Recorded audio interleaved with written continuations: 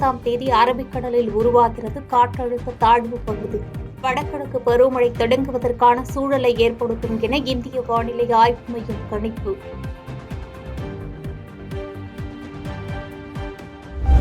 விமான சாகச நிகழ்ச்சியில் 5 பேர் உயிரிழப்பு தொடர்பாக உயர்மட்ட விசாரணை தேவை. தமிழக அரசுக்கு விடுதலை சிறுத்தைகள் கட்சித் தலைவர் திருமாவளவன் வலியுறுத்தல்.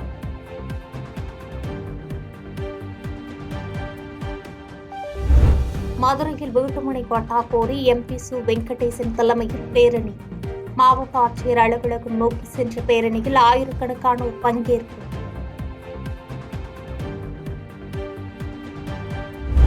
கொல்கத்தா பெண் மருத்துவர் கொலைக்கு நீதி கேட்டு ஜூனியர் மருத்துவர்கள் 3வது நாளாக உண்ணாவிரத போராட்டம். நடமாடும் கழிவறைக்கு கூட காவல்துறை அனுமதிக்கவில்லை என வேதனை.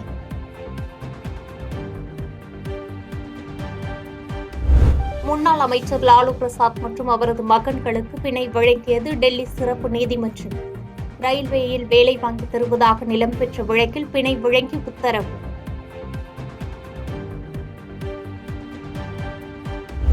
கடலூரில் பணிக்கு சென்ற DSPயின் வாகனம் கவிழ்ந்து விபத்து. ஓட்டுநர் மற்றும் DSP உட்பட 2 பேர் படுகாயமடைந்து மருத்துவமனையில் அனுமதி. தொழிலதிபர் ரத்தன் டாடா மும்பை மருத்துவமனையில் அனுமதி. வயது மூப்பு காரணமாக வழக்கமான பரிசோதனையில் உள்ளதாக அறிக்கை. சாம்சங் நிறுவன தொழிலாளர்கள் வேலைநிறுத்தம் தொடர்பான முத்தரப்பு பேச்சுவார்த்தை தோல்வி. தொழிற்சங்க பிரதிநிதிகள் இன்று அமைச்சர்களை சந்திக்கின்றனர்.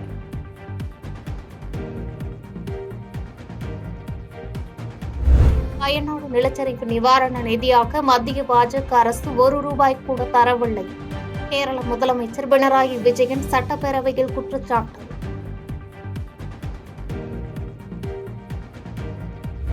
தமிழகத்தில் வரையாடுகள் தினம் இன்று கொண்டாட்டம். மாநில விலங்கான வரையாடுகளுக்கு முக்கியத்துவம் கொடுக்க அரசு நடவடிக்கை. விமான சாகச நிகழ்ச்சியை ஒட்டி சென்னை மெட்ரோவில் நேற்று ஒரே நாளில் 4 லட்சம் பேர் பயணம். வழக்கத்தை விட 2.5 மடங்கு அதிகம் என மெட்ரோ நிர்வாகம் தகவல்.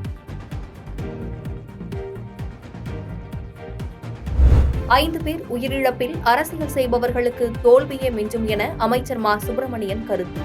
மெரினாவில் வெயிலின் தாக்கம் மிக கொடூரமாக இருந்ததாகவும் பதில்.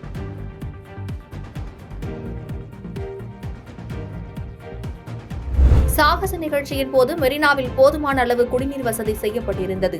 சென்னை மாநகராட்சி மேயர் பிரியா விளக்கம்.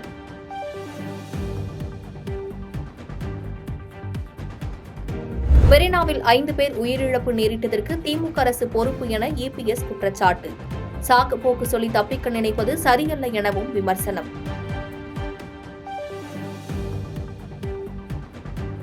விமான சாகச நிகழ்ச்சிக்கு சென்ற 5 பேர் உயிரிழந்தது வேதனை அளிப்பதாக திமுக MP கனிமொழி X தளத்தில் பதிவு. சமாளிக்க முடியாத கூட்டங்கள் இனி கூடுவதை தவிர்க்க வேண்டும் என வேண்டுகோள்.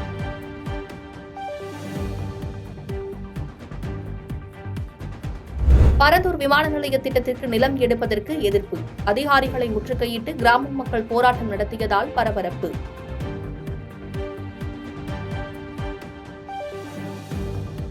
மதுரை காமராஜர் பல்கலைக்கழக தொலைநிலை கல்வி முறையில் போலியாக பட்டம் பெற்றதாக குற்றச்சாட்டு.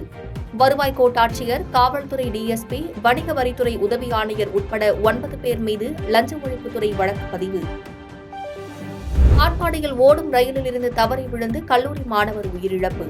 உயிரிழந்த வாலிபரின் உடலை மீட்டு போலீசார் விசாரணை. தென்காசி மாவட்ட ஆட்சியர் அலுவலகத்தில் வெடிகுண்டு மிரட்டல். வெடிகுண்டு தடுப்பு பிரிவு போலீசார் தீவிர விசாரணை.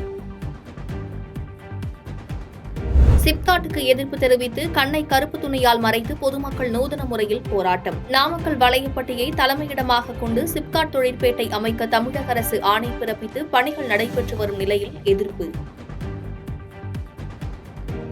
திருப்பதி ஏழுமலையில் உள்ள ஏழுமலையான் கோவிலில் நாளை கருட சேவை. தனியார் வாகனங்களில் செல்ல பக்தர்களுக்கு தடை. பாதகம் செய்பவரை கண்டால் நாம் பயங்கொள்ளலாகாது பாப்பா. மோதி மிதித்து விடு பாப்பா, அவர் முகத்தில் உமிழ்ந்து விடு பாப்பா. அண்மை செய்திகளை உடனுக்குடன் தெரிந்து கொள்ள இணைந்திருங்கள் இயம்நாடு தொலைக்காட்சியுடன்.